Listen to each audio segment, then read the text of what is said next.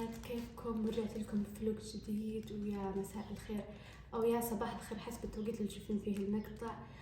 ما شاء الله ما شاء الله يا بنات، رمضان بسرعة خلص، يعني خلاص بقي اسبوع او اسبوع 10 ايام بالكثير يخلص. الحين احنا خلاص في 20 رمضان.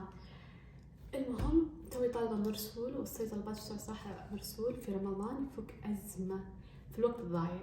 هو أنا عندي وقت بس أبغى أخلص قبل الوقت، لأنه اليوم بنطلع إن شاء الله البحر. الجو يجنن يجنن يجنن بمعنى الكلمة. الجو ما هو حر ولا هو برد، الجو حلو، يعني تقدرين تجلسين على البحر، والشمس مرة باردة، مو باردة يعني تعتبر باردة. بسوي ما حسوي فترة كبيرة، بس راح اسوي سندوتشات كودو مرة البيت كله يحبها، وخاصة عمر مرة يحبها ويتلذذ فيها.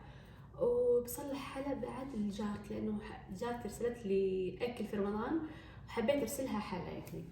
وبس الحلا ان شاء الله بسويه بعد ما ارجع من البحر.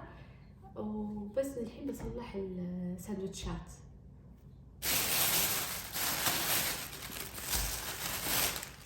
بنات استخدم انا دائما اذا بفك ازمه لي استخدم الشوربه حقت ماجي، لذيذه لذيذه لذيذه بنات. اللي بتفك ازمه او من ما تعرف كذا نوع شوربه، فالصراحه انصحكم فيها، مره حلوه ولذيذه.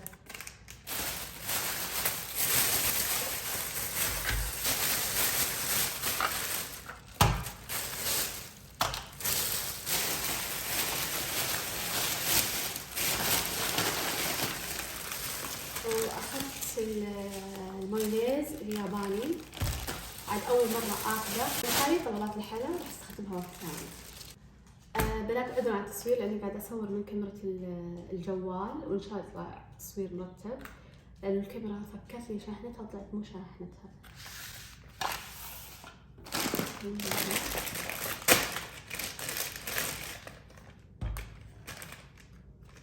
في ريحه مايونيز، والله في ريحه.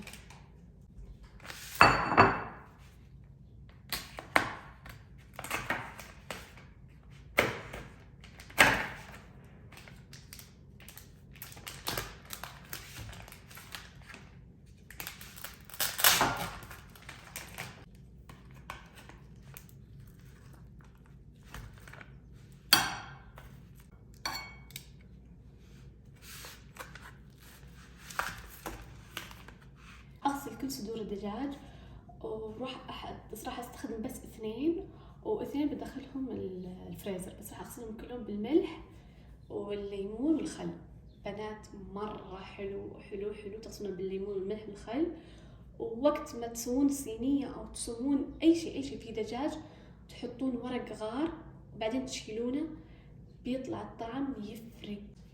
وهنا الخل،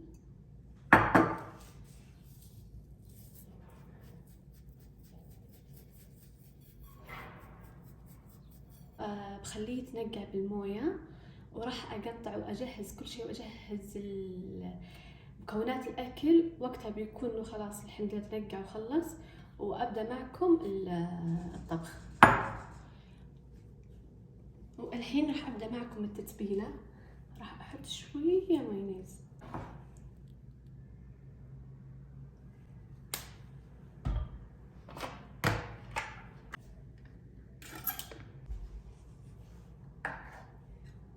وراح أحط الحين بهارات.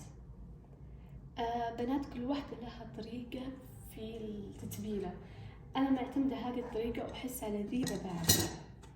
وخلاص كذا جهزت التتبيلة، أو بخليه يتبل ياخذ راحته كذا ساعة إلى ربع ساعة. وكذا خلاص جهزت البطاطس، حطيتها في القلاية الهوائية لأن ما عندي مساحة أقلي البطاطس، على إني أحب مرة البطاطس مقلي، بس خلاص بكتفي بهذا الشيء.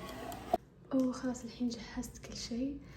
شوي تحمر عليه بزيادة صدور الدجاج، بس لذيذة يعني طعمت كذا طعم سريع ولذيذة. هي مفتوحة بس أبغى أفتحها أكثر. راح أحط أول شيء الدجاج،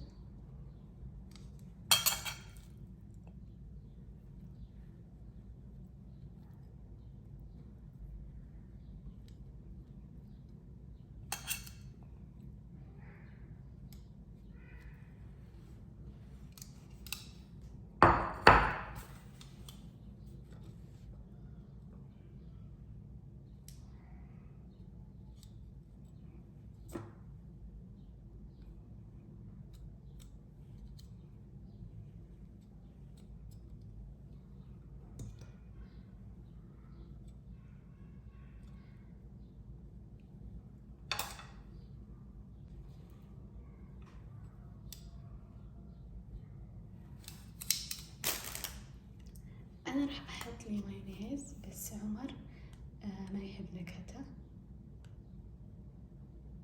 أبدا.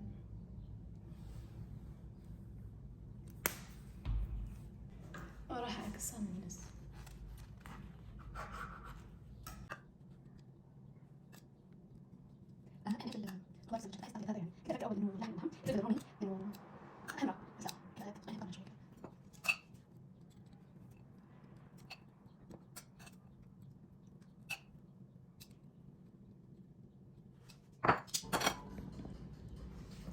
وراح أحط نوعين تمر، لأن عمر مرة يحب النوع هذا وأنا ما أبدا.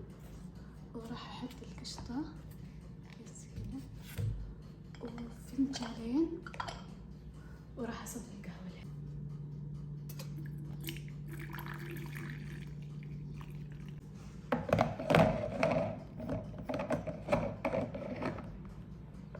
وخلاص كذا جهزت القهوة، وخلاص الحين جهزت كل شيء. وأنا طالعة الحين بضيف الفينتو لأنه كان في الفريزر، وخلاص وقت الرحلة.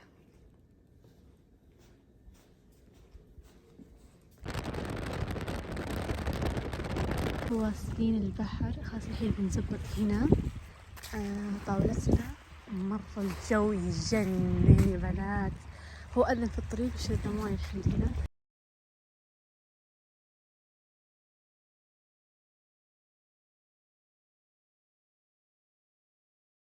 خلاص جهزت السفرة الحين بنفطر. وبس أبغى أقول لكم شكرا لكم تابعتم الفلوق للنهاية، وكانت معكم شاهد سعيد. ولا تنسوا تحطون لايك وتشتركون في القناة وتحطون كومنت كذا حلو مثل